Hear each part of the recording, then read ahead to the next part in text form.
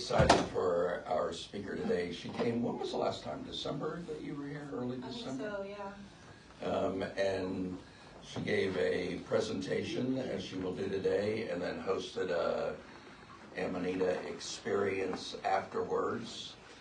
And that was my first time exploring any of that with intention, you know, really going within to see what kind of questions I might ask and what answers might be revealed. And it was a very interesting experience. I left here last time and started writing, and I was still writing at like 1 o'clock in the morning.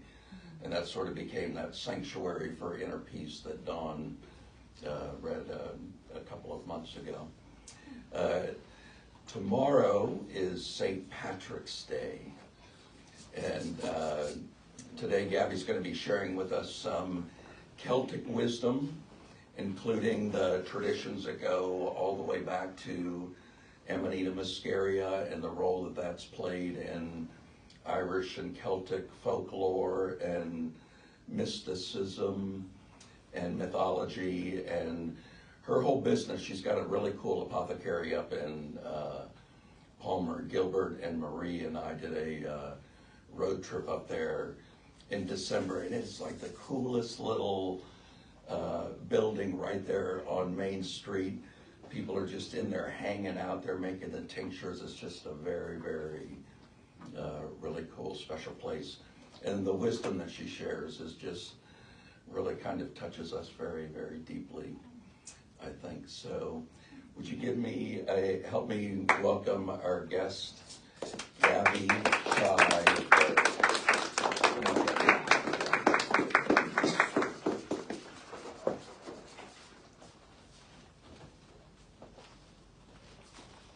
Do you think David's going to come with the... Oh, it's already recording here? It is, Oh yes. My goodness, you guys are high tech now. That's cool. I love it. Thank you so much, Bobby and Skookums, for the beautiful music. I felt it titillating my chakras in every way, like a lotus blue, all the light. Thank you so much. Thank you everyone who's here anew and everyone who came last time. This place is a treasure, and I wish you the best in finding your next home. I'm sure the perfect place is going to come up for you guys. You really deserve it. As Bobby mentioned, we have an apothecary up in Palmer called Chai Medicinals. It's right in between the bars, funny enough. It's in between two bars, and then we're the little self-healing resource center in the middle. We work with mushrooms and herbs primarily, and also frequency medicine. With the Rife machine we have, which is an amazing technology, and I've been going deeper and deeper into that study, so that is going to kind of resonate in the talk today and also in the ceremony. We're going to talk a little bit about frequency and work with frequency energy, which I'm sure most of you here are at least somewhat familiar with if you are in this community. You guys have real open minds and have done your research and work and whatnot. So tomorrow is St. Patrick's Day.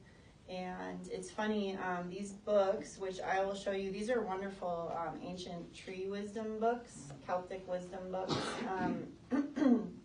I was looking through my notes because I use these quite a bit to study about anything having to do with birch, which we're going to talk about today. And I found a little four-leaf clover fell out, so I was excited about that. I don't think I've ever found a four-leaf clover except for here in Alaska, and I found a bunch of them up here. So it's a good spot for four-leaf clovers if you get out there. St. Patrick was a saint that came actually from England. The story is so much more complex than history likes to state, I guess, in the texts. And there's been a huge oversimplification of history just across the board.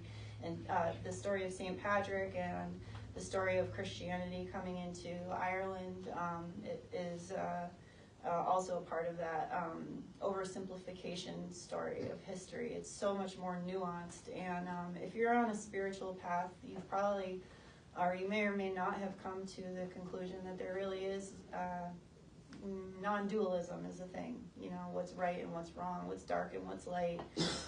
Those elements are inside of all of us, and they're part of they are what is, you know, everything that is and everything that is not is us. So earth is a real harsh manifestation of that sometimes, and it can be confusing and sad and also very joyful. But we'll get down to it with St. Patrick. Oh, and I should mention, so Chime Medicinals is our apothecary. We help people with herbs and mushrooms and frequency, but also the bigger picture is that we run a ministry. It's called the Universal Ministry of Transcendence. It's a 508c1a, a free church, and we help people reconnect with themselves through reconnecting with nature. Mushrooms and sacred mushrooms and sacred plants are a big part of that in ceremony. And today I'm offering a ceremony to you via the ministry that will involve Amanita muscaria. Just in time for St. Patrick's, also known as All Snakes Day. Has anyone heard of All Snakes Day? Has anyone? Yes, of course, yes. So before Christianity came to Ireland, Ireland was a pagan, an earth worship epicenter. It's an island, so it's insulated, and it has a very specific, special culture that's very ancient, and the language of that culture is very beautiful and complex and very difficult to pronounce, so I'm not even going to try to pronounce today. I would like to learn more about it, but we'll just go with the English translations today. So the pagan earth-based, earth wisdom religions, essentially, of early Celtic history were very mystical. They were very connected with nature. There was a lot of talk of forest spirits of the plants, the rocks, and the trees. Everything was observed to carry an energy and a frequency, a divine frequency, and they were in constant connection with the messages coming from nature, and not only nature, but the fairy spirits and the lore of entities being in nature that were both mischievous and helpful and everything in between. I think a lot of us are innately connected to these sorts of things, maybe more so when we're children, and then we're told that it's all fake and fantasy. But I remember my own growing up in rural Cape Cod, Massachusetts. I was always playing with the fairies outside, building little houses for them and spending time in nature. So maybe you have a time in your life when you felt connected like that.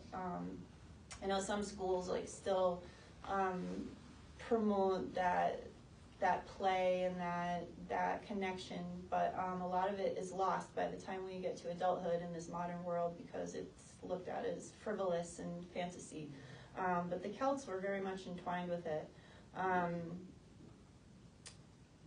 You know what's interesting is that in Ireland there is a much higher concentration of Rh negative blood than in other parts of Europe, and even more so other parts of the world. Do you know about Rh negative, Rh positive blood? So when you find out your blood type, you'll be there's a variety of O, A, B, or AB, and then you're either positive or negative. Most people are positive. Some people are negative. You're negative? Really? Wow, we have some Rh negatives here. Amazing. Yeah, so the Rh negatives are, to me, I think many of us are starseeds, if not all of us. Take what you want today and leave the rest. I'm just going to be myself, if that's okay with everyone.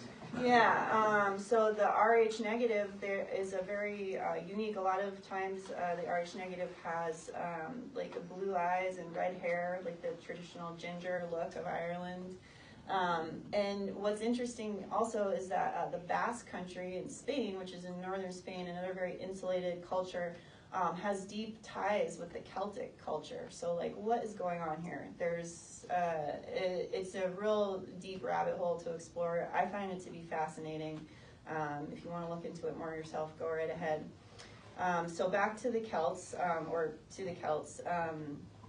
the earth-based religions of Ireland were centered around nature worship as well as consuming like sacred elixirs. And through my studies, I've found, through much reading, much inner work, and all of the things that have led me here to this point today, that pretty much every ancient religion, and once again, if you don't want to take this as true or not, it's up to you, but I believe that everyone was taking mushrooms of one kind or another. Amanita muscaria primarily grows in the northern hemisphere. It actually doesn't grow natively in the southern hemisphere, although it is there now. People brought it to Australia and also other parts of South America. Now that could be also wrong because there's a lot we don't know, but it's more of a northern mushroom, and it definitely grows in Ireland. It grows here as well. Does everyone know the Amanita mushroom? Does anybody not know the Amanita mushroom? Okay, so the Amanita mushroom is the red mushroom with the white spots on it. Are you familiar with it now? Yes, so we see it here in the fall, like the early fall, from July into about the end of August. We'll see it sometimes in the beginning of September, depending on the season, depending on the year. Some years we have huge flushes. You may have remembered, like maybe 3 or 4 years ago, there was a lot of Amanita, and then the next year it seemed like there was less, and so it fluctuates year to year. It's probably the top service that we provide at the apothecary. It is not federally scheduled. It's not an illegal mushroom, although in my opinion, none of them are. It's our own human right to consume these mushrooms as sacred sacrament for spiritual purposes and for really any purposes. However, they are scheduled. The psilocybin mushroom species are scheduled in this country.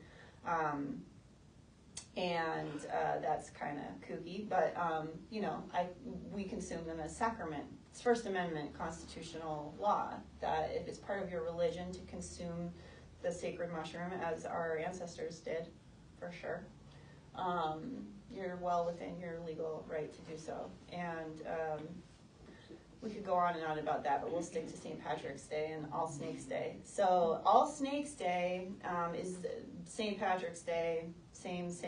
It's this time of year is in pagan religion is called Ostara. In Christianity, it's called, we're getting close to Easter. It's the vernal equinox, the equal amounts of dark and light. So we're experiencing a harmonization of the void and the light. This time of year, we've passed Imbolc, the stirrings of light, and we're not quite at Beltane, which is like in May. That's like full bore spring. Which, by the way, traditionally the Celts would use the birch tree as their maypole. So birch. Okay, let's go back to All Snakes Day. I'm sorry, I tend to jump all over the place, so hopefully you can follow me. All Snakes Day, well, there are no snakes in Ireland. There never have been. It's an island, and there are no snakes there. But the day that, or the times that Christianity was, brought from the Roman Christian parts, other parts of England, Wales, what today is England, Wales, other parts of Europe, as it made its move onto the island of Ireland. They drove the snakes out, and you can look at the snake as the kundalini cosmic energy that is inside all of us, the sacred snake. So they were pretty much trying to eradicate the earth-based religions. And the earth-based religions, it sounds all hunky-dory, but there was a lot going on there too that was violent. There was a lot of inter-tribal slavery going on. It was not all peaceful, and neither was the introduction of Christianity. I mean, all of us contain the dark and the light, so none of it was like really smooth sailing. And like I said before, there's been a lot of oversimplification of history, and there's a lot of nuances, and there's people that were amazing on both sides and people that were horrible on both sides and everything in between. And even the horrible people probably had amazing qualities that we would look up to, and vice versa. But it was a big time of revolution, and I'll tell you a little bit about St. Patrick himself. So he was from England, and he was brought to Ireland as a slave. He tended sheep in Ireland for quite a few years, and at some point he went back to England and learned about, he was indoctrinated into Christianity, and then he felt it to be his mission to bring that back to Ireland. So there's a lot of lore about him with elementals, which tells me that there was this intermixing of religious culture going on. There's a story of him throwing all of the pagan religions into the ocean to be purified. Well, that sounds pretty pagan to me. And also he went to a hill. They used to have these druidic fires to represent the aliveness of their spirituality, and he came in and he made a fire on the hill, and that was in representation of Christ. And so it's pretty complicated, and I'm sure we're not getting all the info either. But this went on for really, even up until now, thousands of years. And one thing that I want to say is that one shift that is real obvious to me is that we came from consuming the sacrament of mushrooms, which are very enlightening. Has anyone here, well, I know many of you have, but has anyone not consumed Amanita or psilocybin mushrooms? Is anyone a complete beginner? Okay, so just to open the door for you, the psilocybin and the Amanita, they're psychoactive, sacred substances that are very, very ancient, very, very old, and they work on our nervous system and on our spirit in ways that are some things we can explain with modern science, and some I really don't think we can. But they, all of these old cultures would say they open the door, they lift the veil of enlightenment. They can give you a glimpse into what is unseen. And if you've studied spirituality, you may have found along your path that not everything is seen. As a matter of fact, most of what is real is not seen. That's what I've read. That's how I feel at this point. And you are all, we live in a country of religious freedom, so you can believe whatever you want. You can know whatever you want, whatever you're ready for, or whatever your soul calls to. There's no right or wrong with it. But the mushrooms do lift a veil in a way. And Amanita and psilocybin are very different fungal spirits. However, they work well together, and our focus today is on Amanita. Psilocybin grows mostly at warmer temperatures, although there are certain species. I'll say that, and then paradoxically, I'll also say that Alaska has more species of psilocybin mushrooms growing in the wild than pretty much anywhere else in the United States. So we just have very short seasons. So there's a lot in Fairbanks. There's a lot in Kenai and southeast Alaska. They're here too. Some have been brought in from other places. Some are native, and we obviously have a ton of Amanita here also. There's a book in the Anchorage Library called Hallucinogenic Mushrooms of Alaska, and I think it's lacking, but there you go. It's there. It's not on the shelf. You got to ask for it. But like I said, it's kind of I think someone needs to update that work, more pictures and more open-minded information. A lot of people will talk about the Amanita as being poisonous. Well, if you go in the forest and you eat a whole Amanita, you can get pretty sick. There are no recorded deaths of adult humans from Amanita muscaria. However, other species in the Amanita family or the Amanita genus are definitely deadly toxic. So you want to be very, very careful when you're harvesting. You want to be 110% sure about what you're doing when you pick mushrooms from the wild and consume them. So let's see, back to what I was talking about. So our ancestors in ceremony, alone, and in spiritual and ways were consuming sacred mushrooms, and a lot of times they would use honey to preserve the mushrooms. And so things were starting to be concocted like mead, and so the alcohol content over time went up and the mushroom content went down. And you know, you can see this with the Christian church as well, that there was a lot of like covering of the real deep dives. Everything kind of went not just to alcohol, but from alcohol even to like sacraments that were just simply symbolic, like a wafer, you know, the Eucharist, which is not psychoactive unless you're like, you have it. We all have it inside of us, but the wafer of bread does not open the chakras in the third eye and heal the nervous system and bring the wisdom in like a psilocybin mushroom does. It's just different. Or maybe not, but for me it's different. You take enough mushrooms, you start to wonder. There's always ergot. There's always ergot, yes. Yeah, you don't want to eat that unprocessed though. That's true.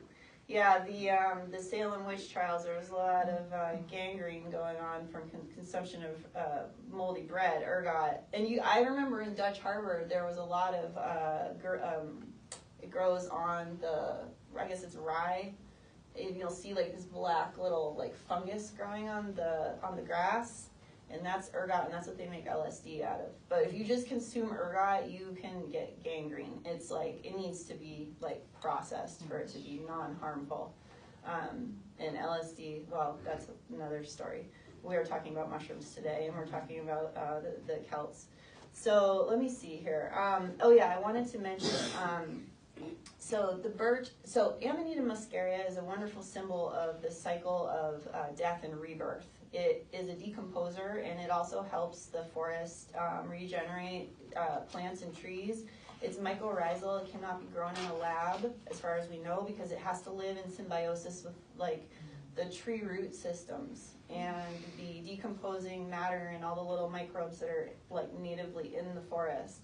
So you could take like a slurry of Amanita and throw it in a place where you think it will grow, and you could like grow more Amanita in your yard, but it's probably not going to ever be grown in a lab. So it's really, really special that we have it here. And if you do ever forage it, it's really important to like have a plan for it and not just let it like rot. If you have picked some mushrooms and they're going to rot, just throw them back in the forest. Like, it's better to let it rot in the forest, which is what it does naturally, than to let it rot in your refrigerator, and then it's just a big mess. And to respect the mushroom in that way. But Amanita is not super picky about where it grows. It grows a lot up here because we have birch and we have spruce. So when you see birch and spruce together, you're probably going to find Amanita there in the fall. And the birch tree has so much wisdom of its own. It's a very pioneering tree. It can grow out of almost nothing, like really low nutrient, rocky soil. It was the first tree that, you know, grew here out of the glaciers, as far as I know. It kind of primes and preps the area for other species of trees to come in, like the poplar and the spruce.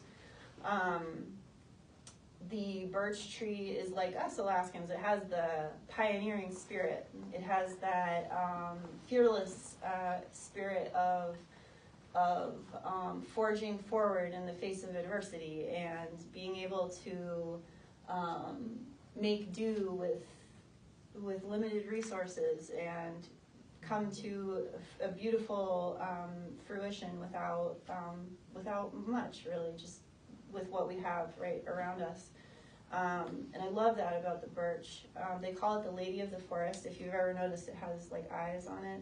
It's always watching, and it's a very elegant and beautiful, refined tree. It's very medicinal. People who live around birch tend to live longer when their homes are made out of birch. They experience less chronic pain. That was from like I think a Siberian study.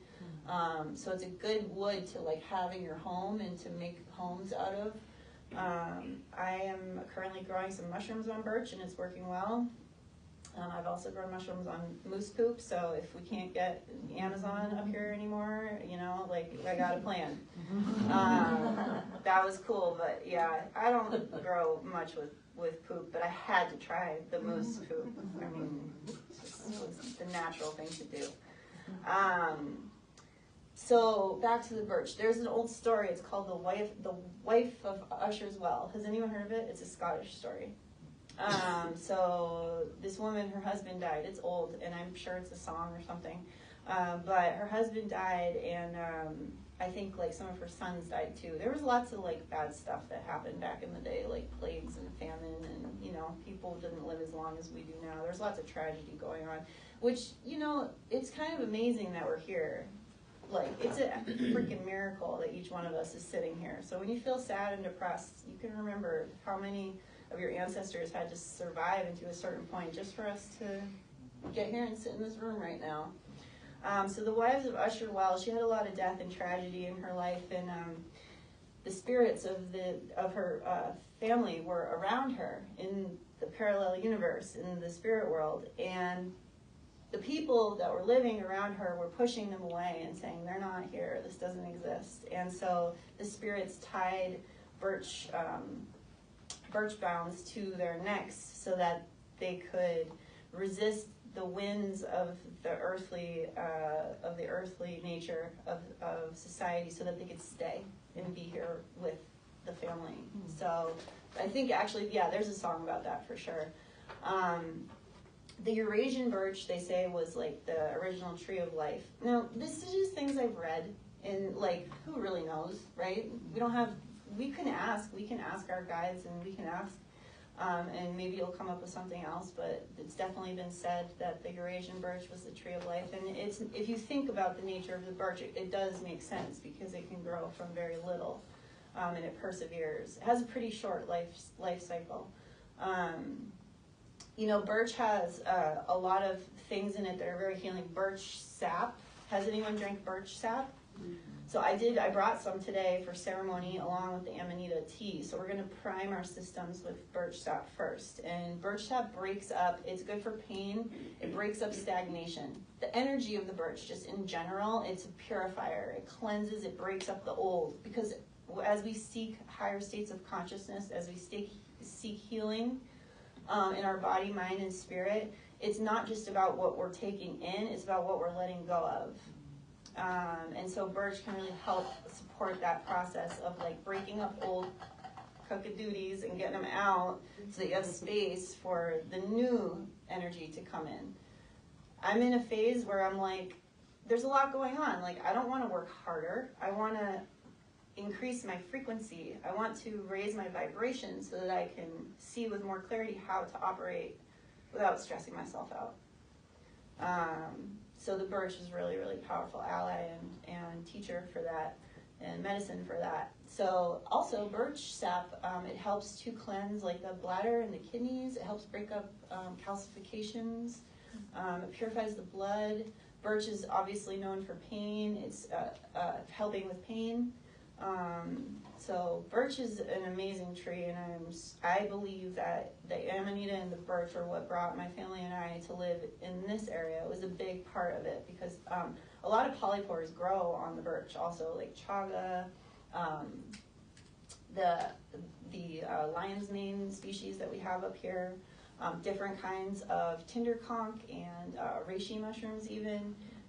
We have so much medicine in this forest. It is incredible. Turkey tail, there's so much medicine here for healing inflammation, cancer, all of these things, helping us support our immune systems, helping us raise our vibration, so that all the hitchhikers and stuff, yucky stuff that's all around us, which it is, there's stuff everywhere, but we're impervious to it when our frequency is high and our immune system is toned, and we're living in harmony and in love and in light, and realizing that we're not alone, that we're supported, and that we can ask for help at any time, and that we have the right to be discerning about the help that we get, and that we should be discerning about the help that we get. But I have a lot of faith in the birch and in the Amanita and in the forest here. So let me see if I forgot anything. You know, there's probably people in this room that could talk more in depth about the history of the Celts and the Druids and the Ogams. I will say that birch is the first letter of the Ogam alphabet in the Celtic alphabet. It's like a Druidic alphabet with like sacred symbols. So Beith, I think that's how you say it. Beith is birch. It's the first one. It's the pioneer. It's the beginning. The tree of life. It's the very beginning. So yeah, I think. Does anybody have any questions or have anything they want to share or add? Well, thank you for coming here. The last time you were here was the first time we met. I didn't take a class. I ended up going home, but the power of the Raisial land that we live on. I consider myself a big-time earther, and through that practice, after all these years, the Amanita actually, after your talk, and I didn't take any of that particular one, I took one of its cousins, but a small microdose. But the Amanita came to me while you were having your last get together. While I went home and I cooked some lunch, and I had the experience. I had the experience. I mean, in your face experience of the Amanita coming to me in gratitude. I mean, and it brought with me that its origins. And it brought a dinosaur, and it actually, I couldn't believe it. I mean, I don't believe hardly anything, but I mean, I could not believe that the Amanita was paying homage to this dinosaur poop that it said that it had originated from. And I thought, how could this be? How could the frequency of what you're talking about be that real? And it's all in having faith in the earth, having faith in the mycorrhizal of the consciousness of the birch tree, of the mushroom. I was totally flabbergasted. Yeah, I remember you telling me about that, and it's not uncommon to work with Amanita long before one ever consumes it. It's ever present in folklore, you know, in children's books, and it's just really just about anywhere. When you think mushroom, that's like the pit. When you look at the emojis on your phone, that's the mushroom. Yeah. It's picturesque. And there's been so much gaslighting around Amanita as it, you know, as a very dangerous mushroom. Well, I guess they think that reconnecting with our own essence is dangerous. I guess it's dangerous for people who want to control other people. I have a lot of books at the shop about the religious, cultural history of Amanita muscaria, and then I have books about like the practical use of Amanita muscaria. So there's so many directions to come in and you know, research Amanita. My own personal story with Amanita, I'll share with you just briefly. I had a long history of choosing toxic relationships because I didn't value myself like deeply. And this lasted until I was about 36 years old. And I was, after working in Dutch Harbor, I was back on the East Coast, and I met somebody who kind of helped me learn how to grow mushrooms, but it was not the right person. This person didn't fully see me. It was a step in the way in my path of learning, but once again, I was not really seen of my, you know, true innate value. And I remember out in the forest, and he and his friend were picking all these Amanitas, and I got enraged. I was like, you don't know this mushroom. You're picking all these mushrooms. You're not leaving anything for anyone else to see or observe, and you don't even know what you're doing. You don't even know what these are. And it resulted in a big, like, explosive fight, and that day I took, like, one backpack, and I left. I knew there was something else for me out there. I left everything. I left my car, everything. And I was 36. I had to start over completely. I had no money. My beautiful, wonderful second cousin invited me to stay with him in California. And about a month after that, I met Dennis, my husband. So, Wow. yeah. And he's a really good man. He really sees me. He saw me right away.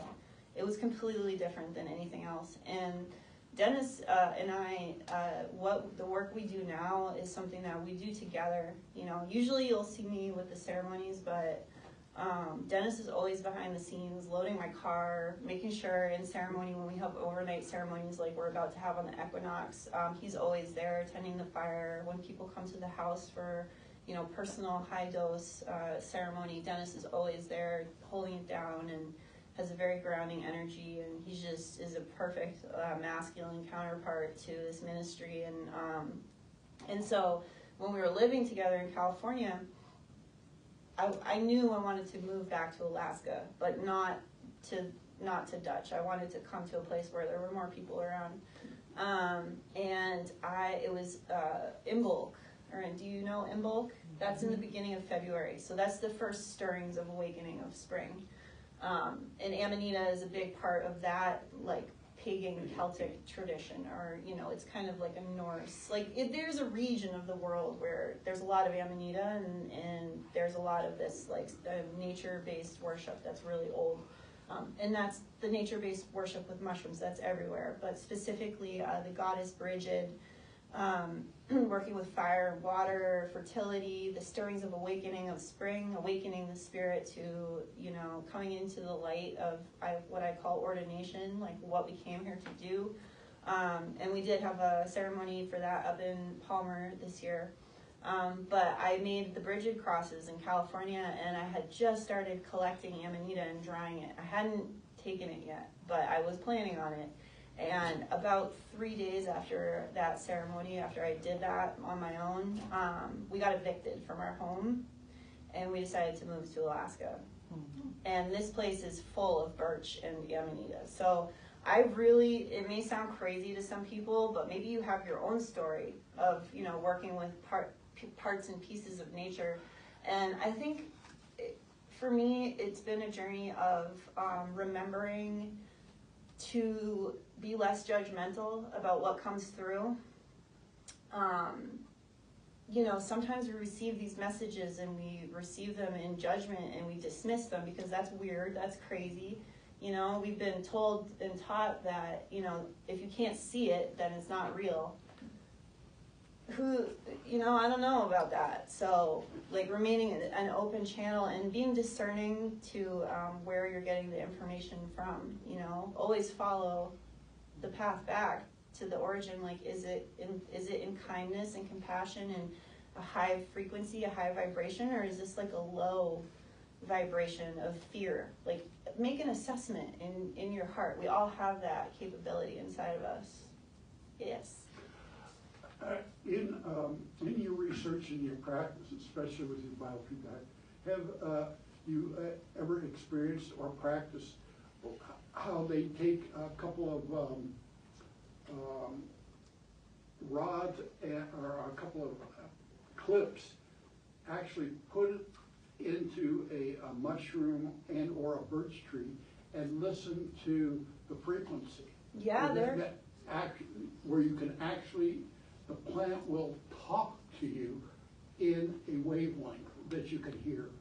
Yeah, so I've seen it online. I've never like done it. I'm not like super techie with that stuff, although I love it. People clip their sound instruments onto like parts of nature, and you can hear like music coming from nature. But you know, you can experience this just on your own by like connecting with a birch tree. Like, you can go out to a birch tree and leave an offering. Maybe you just leave a song or a prayer or your love, or you know, you can bring some sacred tobacco if you want. You can bring some other plant. You can, you know, whatever you think is appropriate, and make homage and hug the tree. You know, like in the winter, it's a challenge sometimes because a lot of us like to put our feet on the ground, but you can just hug a tree because the tree is rooted in the ground, like a birch tree, and connect in that way and heal yourself with the tree.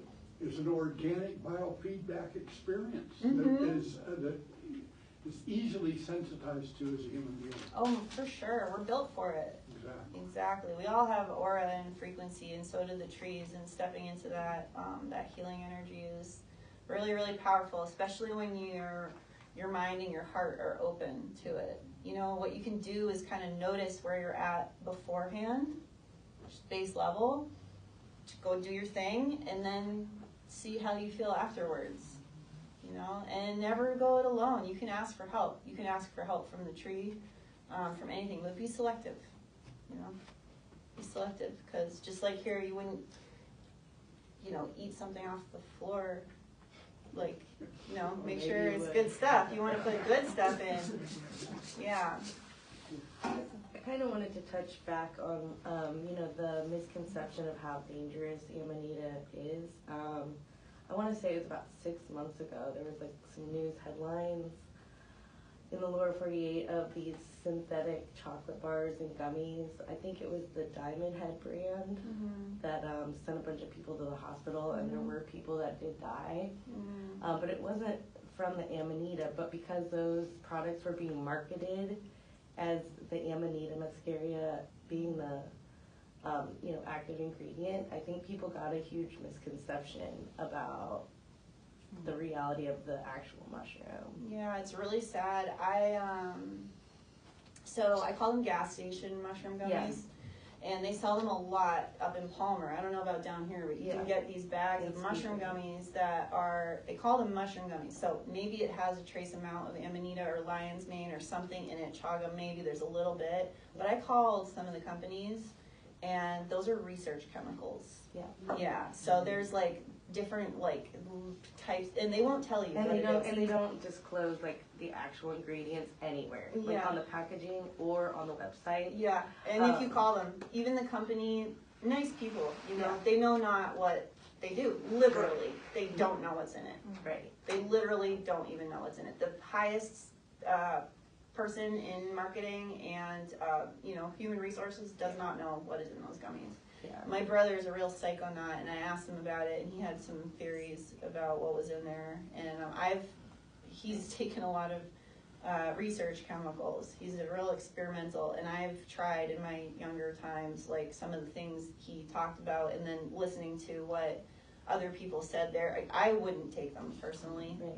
You know, I'm really selective. I make pretty much all the medicine I take now is what I make. I don't work with really anything else unless, I really don't. Like, from soup to nuts, anything I need, I make it now. Because I want it to come from the plant or the mushroom itself, like full spectrum. I want the whole thing, and I don't want any additives. I don't want any magnesium stearate. I don't want anything that doesn't need to be in my medicine to be in it, and I want everything that I do want to be in it. So, yeah, that's kind of what led me down this path, was just my own path of healing and just discernment, over and over discernment. It's like I just cleaned out my my supplement thing again. I had another bag this big, and it's like, it's just everything that I didn't make is in there. I just don't need it anymore. So, yeah. So there was a fallacy back in the 80s. I've lived off the road system much of my 45 years here. That the white spots on the Amanita muscaria was strychnine. Is there any truth to that? So I had friends that would scrape that off, saying this is the toxic part. Well, the white spots are what I know to be called the universal veil. So when it comes out of the ground, it's all white. It's like a bulb like this, and it's completely white. And as it grows, those spots kind of spread out, and they kind of start to hang down on the bottom. And then the veil opens, and then the spores are released. Most of the psychoactive and poisonous indoles are in the red skin. You know, the red part, it's like sticky. And so from what I understand, most of the stuff you want and don't want is in that. Like I believe in Japanese culture, they're consumed often, the Amanita muscaria, by parboiling. They'll boil them until all of the red is leached out. And then it's just like a very like plain food. It's just like a yummy plain food mushroom. I have heard some people say that the stems of the Amanita are good medicine for, like, that they have a higher concentration of ibotenic acid. I don't really think so, because the experts don't say that, and I haven't had that experience, and placebo is a hell of a drug. When you think something, I mean, this is, people heal themselves just through thought, so it's not that it's not real. If they believe that to be poison, they're already putting that frequency in it, but no, I don't think that the white specks, I think the most concerning part really is the part that has the medicine in it, which is the red part, and it's also the good stuff. So with Amanita, you don't want to eat very much of it fresh. When I'm harvesting in the forest, I will, when the mushroom goes convex, like up like this, I will drink little sips of the water, because the water pulls the indoles and alkaloids off of that red stuff, and it's full of ibotenic acid. And ibotenic acid is super healing, but only in low doses. When you take too much ibotenic acid, it's not good for you. It's a neurotoxin. But like, you know, I don't take Tylenol, but if I did, I wouldn't take a bottle of Tylenol. I would take one Tylenol. That's it. You know, you don't want to overdo it, or you can die. I think Tylenol is more toxic than ibotenic acid, but you don't want to take ibotenic acid in high doses. So every year we make an ibotenic acid tincture from the fresh mushrooms. It's triple infused in Stoli vodka. It's like an old Russian recipe, and it's really good for focus and ADHD, and it's really good for pain. It's more wakeful.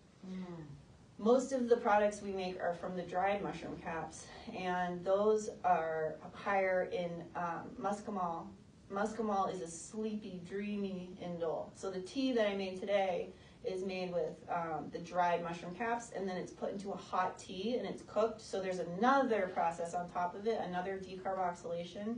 So there's been another process of conversion from ibotenic acid to muscimol. So what people are going to drink today is heavier in muscimol than ibotenic acid, and therefore higher doses are safer.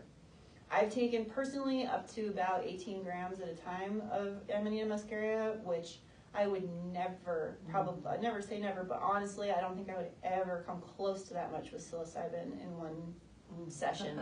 Like, I would lose my I think, like, you know, I'm sensitive, but it's a big difference of dosing between Amanita and psilocybin. It's not comparable, and the experience of taking even a micro or a macro dose of either one, it's not comparable. They're different.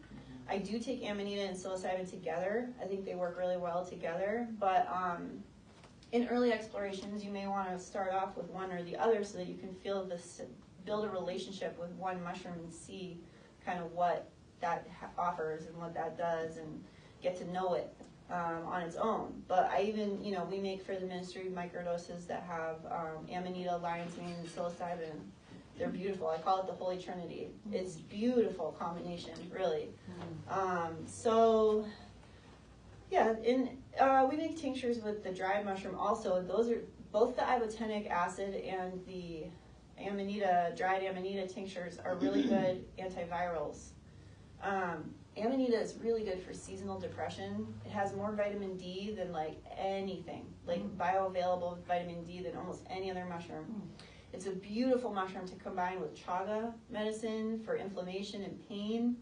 The ibotenic acid, like I said, is really good for focus and for like vigor. It's really good for like acuity and clarity of thought. The heavier muscimol tincture, that will help with dream states, getting good REM sleep. They're both forms of the mushroom are amazing for releasing addiction to anything, whether it be sugar, cigarettes, just unhealthy, toxic patterns in relationships. I've had a really good, as I told you my story, work with like boundaries with people and boundaries with myself, awakening the inner doctor, figuring things out about my health. I've had I've had nerves out in my back and neck like that have been impinged that went back into place with consistent use of Amanita. It is an incredible panacea medicine. That's why I know that for me, my ancestors were taking this mushroom for millennia. This is what they took. This is basically it was the apex medicine and sacrament for my ancestors. And it can be supported with other herbs and mushrooms, but it's so gentle in its healing, yet so powerful. I'm just really, really grateful to have been able to, encounter people who are using it in a sacred way and medicinally. That opened my mind to not fearing it anymore and starting to walk the path of the Amanita. So it's been amazing. And if you're curious, today we're gonna take a low dose. We're not gonna go crazy with it. Everyone's gonna. The goal is for everyone to drive out of here at 1 o'clock. Obviously, if you're not okay to drive, please say something and we can help you. But we're not going to take enough that people are not going to be able to leave. You may feel sensations from it, and they may last throughout the day, because Amanita is kind of a long experience, and you may be getting benefits from it even down the week, down the year, for the rest of your life. I mean, that's how I feel about it. They're like, when does it end? I'm like, it doesn't. It pulls us out of our reptile brain. Yes. How is the best way to access your apothecary and or your ministry? But say, for instance, okay, so you're open from Wednesday to... We're opening on Tuesdays now, too, starting this week, for the summer. So Tuesday to Saturday, we're there from 1 to 6. I'm sorry, Tuesday through Friday, 1 to 6, Saturday, 12 to 4. I have business cards, we have a website. You can buy stuff online. You can't purchase psilocybin online because it's federally scheduled, but the Amanita you can. There are some sources out there that kind of use the religious group. There are ways to get it online.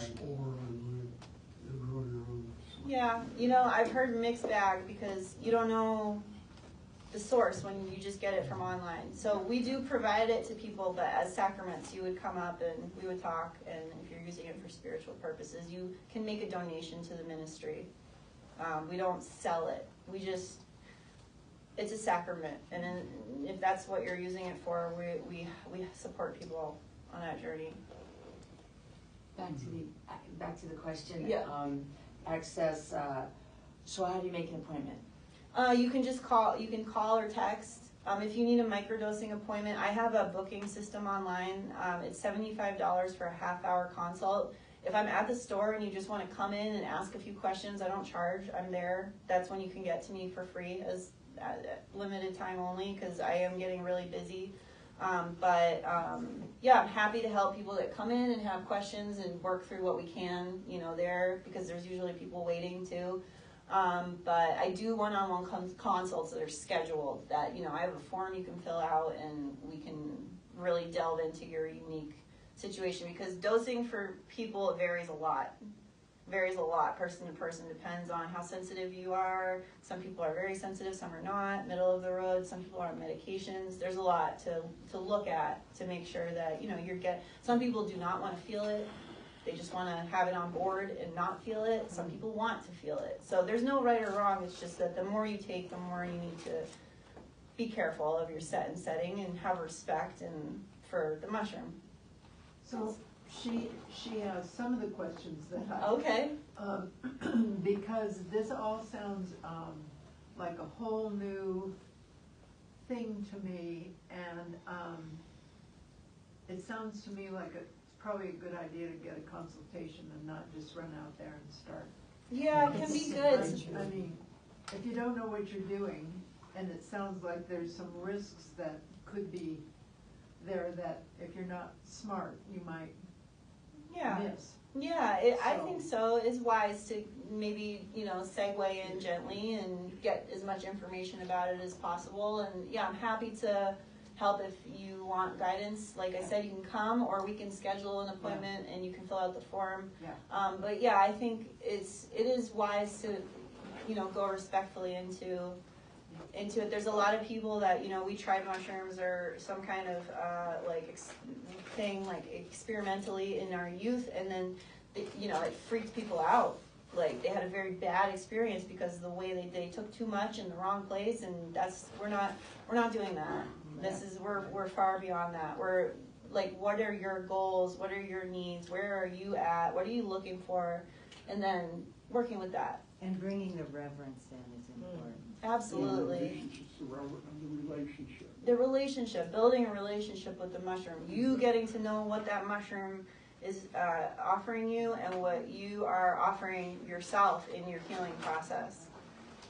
Well, I have to tell you that $75 sure beats the hundreds of thousands of dollars that I've paid to doctors who didn't help at all. Yeah, and the thing about the mushroom is that a lot of people, when they start working with the mushroom, they don't really find that they need the therapy anymore because they're doing it on their own now in community, you know? Yeah. This is the way that we're heading, the diversification of healthcare. You know, we are a ministry. We work with the herbs and mushrooms. We do the absolute best we can for the people, but it's a community place. Like you guys saw when you come in, all these people coming around and, you know, joining in and being here, coming for ceremony, coming into the shop, talking, and it's a beautiful community because we don't get hurt on our own. We get hurt in relationship, and we heal in relationship with the plants, with the mushrooms, with ourselves, with others. So it's kind of like, we're just trying to do like what Mother Gaia is out there, healing each other, sharing the medicine, and looking to nature, which is like, you know, divine fractals of frequency, all of it. So yeah, that is a good point, and I think a lot of people would agree with you. A lot of people who begin on this journey, they don't go to the doctor as much anymore. Yeah. Speaking of community, can you speak to the community that the myelin network that is pretty much covering all of the dirt with any plants on it, that provides for information and exchange between trees and plants, and also the intelligence that it seems to allow plants to speak to each other. Yes. That we're just beginning to discover, but it's because it's underfoot and covered, it's not much talked about, but it seems like science is falling into realizing how much of a network, a neuro highway there is already established. You say something shortly about that, because I know it's a whole another topic. There's so much to say about that, but it's actually really simple. Not only is it under our feet, but it's inside of us. It's everywhere. There's fungi, bacteria, there's little microbes everywhere. And if you look at the human nervous system and the human organs, we are part of nature. In nature, there is sharing going on, there's community going on. They used to call chaga a parasite. It's not a parasite. That's medicine that the trees share. When you go into like a boggy patch of birch trees, you'll see a lot of chaga because the trees are damaged from the excess water. And when a tree gets damaged, that's when the chaga comes in and it starts to heal it and it prolongs its life. The forest is literally sharing medicine amongst itself. The amanitas are coming up to produce to help pull toxins out and decay the plant matter. It's symbiosis. It's a community of sharing. And there's also war going on. There's fights in there of bacteria, and there's just like in our bodies. So what do you want to align yourself with the medicines? You know, the medicine of the forest. I love working with the medicine of this forest because we are breathing this air. We are here and this land is holding us. You know, so this medicine is perfectly suited for us. I believe in it's local. We have a connection with it. We harvest the Amanita. We harvest all the chaga that we sell. My husband harvests all of it. There's nothing that we bring in from elsewhere. We do run out of Amanita, so I buy it from Siberia. But I buy it from a wonderful person that I know has integrity, and I know that it's coming from land that is very vast and clean. And, you know, it's... So there's so much to say. I mean, you look at the nervous system, look what it looks like, and then look at mycelium. Look at the lung tissue. Look at all the metaphors. It's the doctrine of signatures, they call it in naturopathic medicine. Like you can see when you look at a lion's mane mushroom and it looks like a nervous system. Well, that mushroom's really good for healing the nervous system. You said the word myelin instead of mycelium, but it's very close. And myelin is what's on the outside of the, it's the covering on the nervous system. And lion's mane, mycelium or fruit body, it heals myelin sheathing for better electrical conductivity.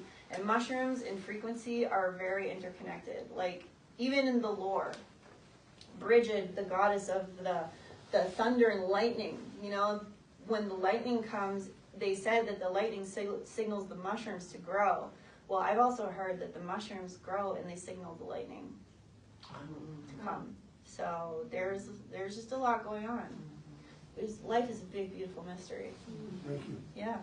And so we as human beings are but symbiotic into relationship with Mother Nature. And that is a real live, from my own experience, Mother Nature is a real live entity unto itself. And any practice or one's intention to gain awareness of being a real live human being would be that relationship with Mother Nature. And mushrooms in all forms have been an age-old, and like you're saying, an age-old medicine for human beings on this planet before the corporatocracy decided to put in their 10 cents worth. But mushrooms are powerful. Look at the comeback they've been making in our mindset and how mainstream it's going And now. Western Meds is turning. Mushroom Pretty bound. soon will be. There's going to be a symposium in August, I believe, in Alaska by a bunch of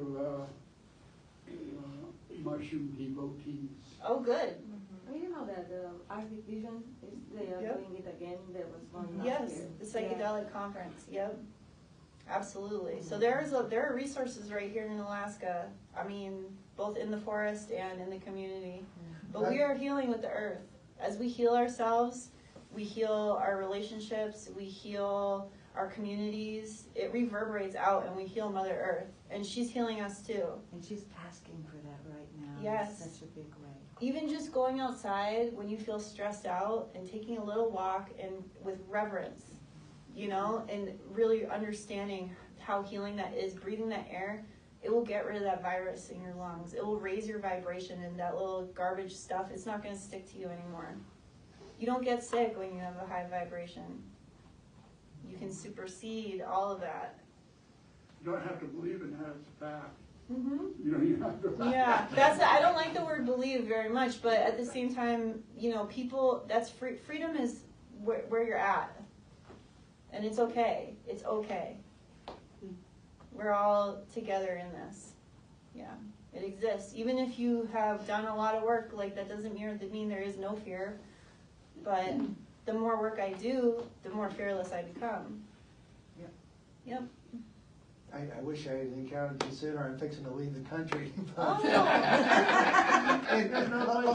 Stay, Bob, stay! Along those lines, I'm moving to a place where I can't really take my books because the climate's not good, so I'm getting rid of all my books, and I brought in a banker's box full of books dealing with the subject of entheogens. And, Oh man, I really want to look at that. There's one book you probably are already familiar with on microdosing Amanita and Muscaria from a Russian author. I do sell that book at my store. Yeah, Yep, so yeah. that'll be a good one. Please help yourself to them. Where are your books?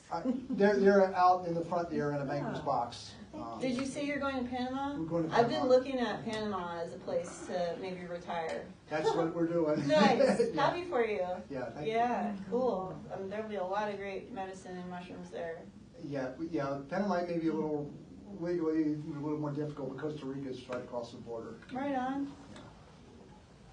Does anyone else have questions? Yeah, I did have a question. So, when I make also tinctures and stuff. So, with the fresh Amanita would be a tincture that is most helpful in the morning, right? Yes. And with the dried one would be at night. Like Yes, for most people. sleeping or Correct, yes. It would have more ibotenic acid made with a fresh mushroom, and it would have more muscimol with a dried mushroom.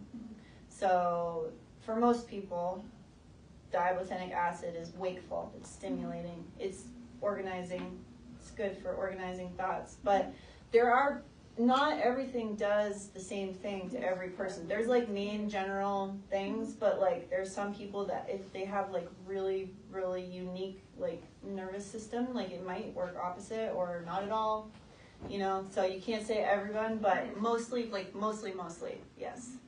That's how I use it, that's how most people use it. You're welcome. Anyone else have a question? Let's give her a big hand.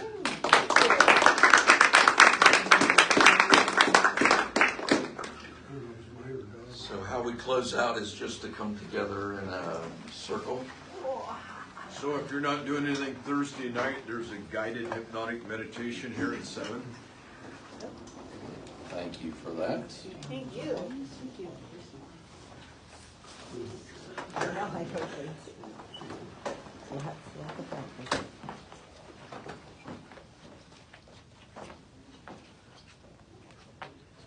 So let's just feel the energy of the circle and the energy of healing that we're about to tap into.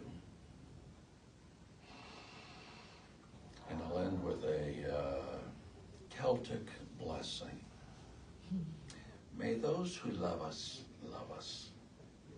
and those that don't, may God turn their hearts. And if he's unable to turn their hearts, may he turn their knees so we'll be able to identify them by their limping. And so it is.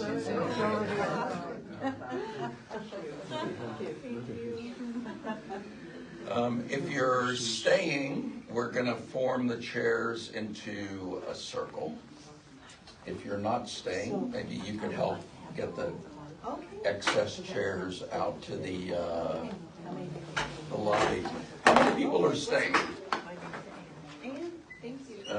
So it looks like about 10 chairs we can keep. And are there might be more people coming that are signed up that might just show up for the? I'm not. Maybe Alexis. Yeah. Do you have a pop card? I do. Yes. Yeah. So when I was Thank at Well, congratulations. So was I. We haven't seen